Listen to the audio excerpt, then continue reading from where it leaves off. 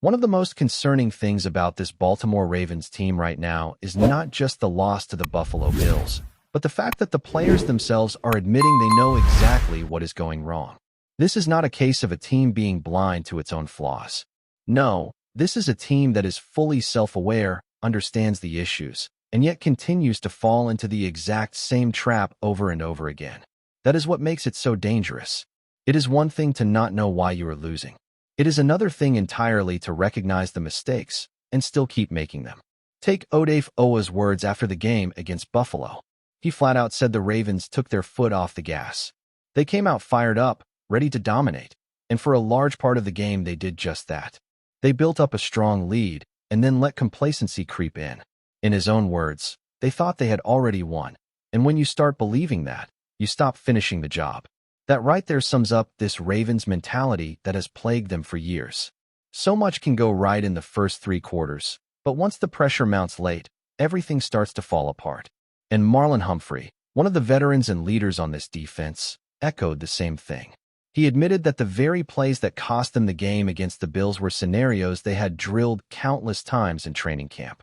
The defense had the right calls. They were in the right looks. But the execution was missing. Humphrey said all 11 players could not get on the same page, and when that happens, it does not matter how talented you are. It becomes a collapse, and that is why the loss stung so badly. They knew what was coming, they were prepared for it, and they still could not stop it. The irony is that this roster is stacked with veterans at every level.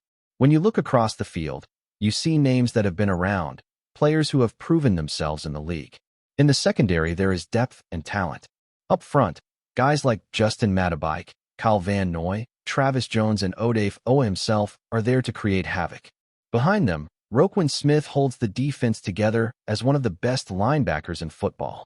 And yet with all that experience, the same lapses continue to happen. It is one thing for a young, rebuilding defense to have these issues. But for a veteran-heavy unit to admit they knew what was coming and still let it happen, that is unacceptable.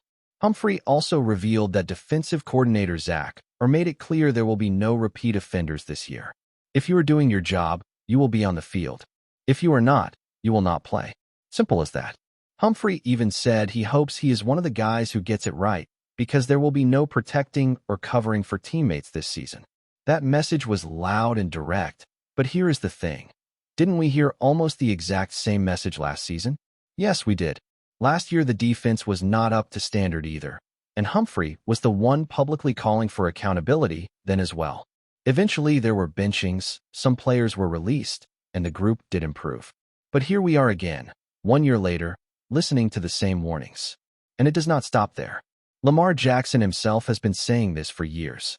After the Bills game, he mentioned how the team went up early, felt comfortable, and then eased off while the other side kept playing physical. But that quote actually dates all the way back to November of 2020 after an overtime loss to the Tennessee Titans. That was 4 seasons ago, and the message is identical. The Ravens took their foot off the gas. So this is not just a recent trend. This has been a recurring theme with this franchise for a long time. You can even go back to the Super Bowl against the 49ers when John Harbaugh faced his brother. Baltimore nearly let that trophy slip away in the second half after building a commanding lead. This habit of relaxing too soon, of thinking the job is already done, has haunted them for over a decade. The fact that the players are aware of it, yet the pattern continues, makes it even scarier. It raises the question, what will it take for the Ravens to finally fix this mentality? Because until they do, they are destined to fall short year after year. Adding fuel to the fire is the lack of respect they are getting around the league. Marlon Humphrey admitted earlier this offseason that teams do not fear the Ravens' defense the way they used to. That used to be the identity of Baltimore football, a defense that struck fear into opponents. But now, wide receivers like Jerry Jeudy are openly saying there are no challenges facing this secondary. No hesitation, no second thought, just no challenges. When a player can look at a defense with so many recognizable names and shrug it off like that, it tells you everything about how the perception has changed. This is why Sunday against the Cleveland Browns is not just another game on the schedule. It is a must-respond game for this defense. After giving up 41 points, they desperately need to re-establish some dominance. Desperate is not a word you expect to use this early in the season, But that is exactly where Baltimore is right now. They need sacks. They need turnovers. They need to show the rest of the league that the respect they once had is still there. Anything less, and the doubts will only grow louder. And just to add another layer to the storyline, standing across from them this Sunday will be a familiar face. Joe Flacco, the quarterback who once led Baltimore to its second Super Bowl title, is now wearing a Browns uniform. Flacco spoke warmly about his memories in Baltimore, saying he has nothing but love for the city and the organization that took a chance on him coming out of Delaware. He remembers the fans, the stadium, the special moments. But all that nostalgia will take a back seat when he lines up against his former team. There is respect, there is love, but there will also be no mercy once the game begins. So this is where things stand for the Ravens. A roster filled with veterans. A defensive coordinator who says accountability will be stricter than ever. A franchise quarterback who has been preaching the same message about complacency for 4 straight years. And an opponent in Cleveland that smells blood, led by a former Baltimore legend under center. The Ravens know the problem. They have known it for years. But the question remains, will they finally do something about it? Or will history repeat itself once again? When you look deeper into this Baltimore Ravens situation, the frustration goes well beyond just one loss. It is the repetition of the same storylines that makes it unbearable for fans and players alike. Every offseason, we hear about how the defense is retooled, how the roster is deeper, how lessons have been learned from the previous year. Then, when the season begins, we see the same cracks form in the exact same places. That is why so many supporters are pointing the finger at John Harbaugh. Even though his leash as head coach remains one of the longest in the entire league. He has been at the helm for over a decade and has built a strong culture. But when the culture itself is showing cracks, at what point do you question whether a fresh voice is needed? Some fans have even asked how many collapses or missteps it would take for Harbaugh to be replaced mid-season. The truth is, it would take a whole lot. Ownership has always trusted him, and his track record speaks for itself. Still, when your team owner has already gone on record saying he is tired of waiting for another Super Bowl, the temperature on that seat naturally starts to rise. If this team once again falls short, no matter how much love there is for Harbaugh, a change could become inevitable. At some point, loyalty cannot outweigh results. But while Harbaugh takes his fair share of criticism, defensive coordinator Zach has become a prime target as well. Some fans are saying he turned the defense around last season. But others argue that the so-called turnaround was really just the result of facing weaker opponents down the stretch. When Baltimore ran into legitimate contenders, the weaknesses in the secondary were exposed, and now that same pattern seems to be playing out again. If the Ravens lock down lesser quarterbacks but fold against elite ones, that is not dominance. That is inconsistency disguised as improvement. And that is what scares people about or leading the defense moving forward. Even when you look at the Buffalo game specifically, there were moments that defied basic football logic. Take the end of the first half, when Josh Allen was able to complete a huge pass to set up a field goal with only seconds left on the clock. The Ravens rushed nobody. 11 defenders dropped back and still allowed a big completion. Plays like that are not just mistakes, they are failures in philosophy. You cannot allow a quarterback of Allen's caliber to stand tall with no pressure and expect the coverage to hold. It was passive, it was soft, and it sent a message that this defense is not willing to attack when it matters most. Fans pointed out how frustrating it was that such a strong offensive performance was completely overshadowed by the collapse on the other side of the ball. Lamar Jackson was electric. Zay Flowers kept moving the chains. Derrick Henry pounded the rock, and even DeAndre Hopkins had a highlight reel touchdown.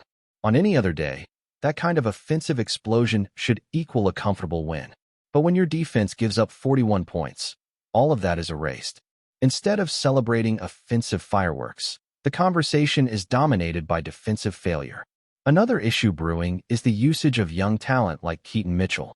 He was left inactive, while other backs suited up because of their special teams value. Harbaugh said Mitchell needed to improve in that area, but fans know how explosive he is with the ball in his hands. The logic of making him a healthy scratch feels questionable, especially when you are looking for ways to give your offense even more juice. It is these small roster decisions that start to add up when the losses pile on, and they fuel the frustration of a fan base that already feels like it has been waiting forever for a championship return.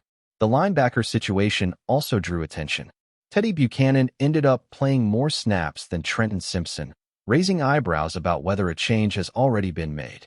Buchanan looked like the preferred option next to Roquan Smith, especially against the run, and as the game wore on, he seemed to be out there almost every play. If that continues, then yes, it appears Simpson has been pushed aside for now. Again, it is another example of how this coaching staff is still searching for the right answers, even in the early stages of the season. All of this circles back to a larger problem. The Ravens are not simply dealing with a bad game. They are dealing with years of history repeating itself. This foot off the gas mentality, this tendency to let opponents back into games, has been their downfall time and time again. It is one thing to say the team needs more chemistry, more time to gel, or more reps together. It is another to acknowledge that this same collapse has been happening across different rosters, different coordinators, and different seasons. That points to something deeper, something ingrained in the identity of the team, and until that is fixed, the results will continue to be the same. This is why Sunday against the Browns is bigger than just a divisional matchup. It is a litmus test for where this team truly stands. You have Jerry Jeudy openly disrespecting the defense, saying there are no challenges at all facing them. You have Joe Flacco, a player who once wore the Ravens jersey proudly, now standing on the other sideline trying to prove he can still sling it in this league. You have a defensive unit that desperately needs to re-establish respect and an organization that is running out of patience. If the Ravens cannot make a statement in this game, the questions about coaching, about leadership, about accountability will only grow louder. And that is the dangerous reality. Because the players themselves already know the issue. They are self-aware. They have admitted the problems, they have spoken about them openly, and yet the same outcomes continue to happen. That is not just frustrating. That is frightening. A team that knows what is wrong but cannot fix it is a team stuck in a cycle, and unless something drastic changes, that cycle will not break. The Baltimore Ravens are talented enough to beat anyone in the league, but until they find a way to finish what they start, they will remain vulnerable to the same collapses that have haunted them for years. Before we dive in, don't forget to hit that subscribe button and give this video a thumbs up. Your support keeps us bringing you the latest news on the Baltimore Ravens. And hey, drop your take in the comments below. We want to hear from the flock. Whispers are spreading through the NFL grapevine, and all eyes are on Zay Flowers. The young, dynamic wide receiver who has been making waves with the Ravens appears to be on the verge of a major change.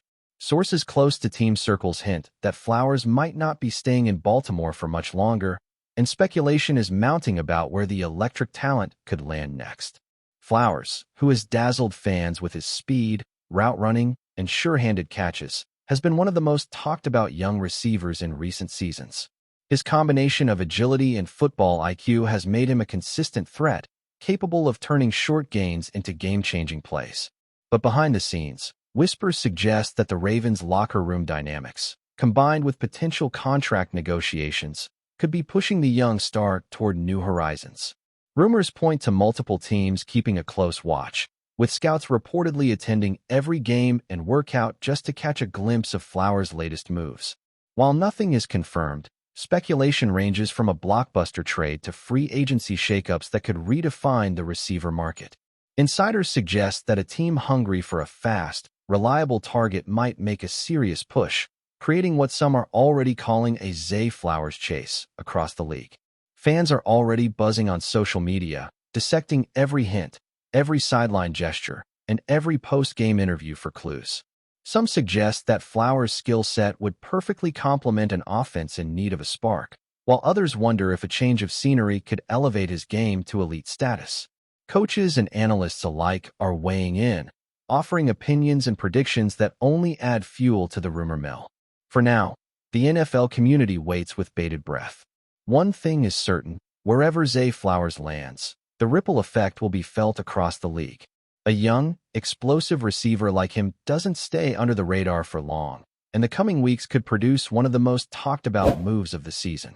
If the chatter is anything to go by, Baltimore might be preparing to say goodbye to one of its brightest young stars. That's it for this update. If you enjoyed the video and want to stay in the loop with exclusive news on our Baltimore Ravens, make sure to subscribe and hit that like button. We'd love to hear what the flock thinks. Drop your thoughts in the comments. See you in the next one.